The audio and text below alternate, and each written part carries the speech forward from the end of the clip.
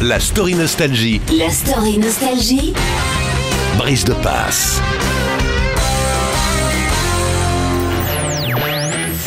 La figure la plus mythique des légendes du rock est incontestablement Led Zeppelin.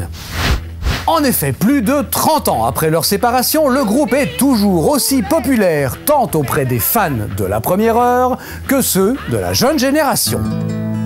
Si leurs classiques sont innombrables, un titre se dégage pourtant des autres, Stairway to Heaven. Lorsque les deux leaders du groupe, le chanteur Robert Plant et le guitariste Jimmy Page, en ont l'idée, le groupe est déjà au sommet de sa gloire. Au printemps 1971, nous retrouvons les musiciens en train de travailler sur leur 4e album. Jimmy Page a composé 3 titres différents qu'il souhaite rassembler en un seul. Et il fait entendre ses morceaux folk, rock et hard rock à Robert Plant. Et il se met d'emblée à écrire un texte lumineux. Stairway to Heaven vient de naître en quelques minutes. Le 3e et indispensable larron de Led Zeppelin se nomme John Paul Jones. S'il se tient discrètement derrière les 2 autres larrons sur scène, on a compris depuis belle lurette qu'il joue de la basse comme un dieu. Mais il a d'autres talents. C'est en effet un arrangeur de génie qui a déjà travaillé avec Dusty Springfield, Herman Hermits et même les Rolling Stones.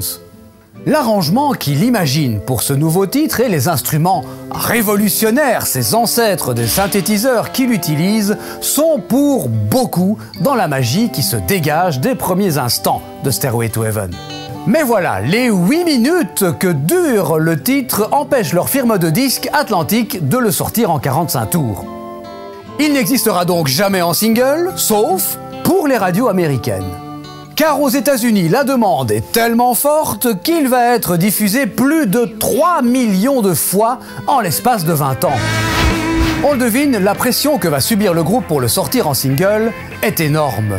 Allez, un petit 45 tours, on met la moitié sur chaque face. Et puis plus tard, à la fin de la décennie, on le sort en maxi.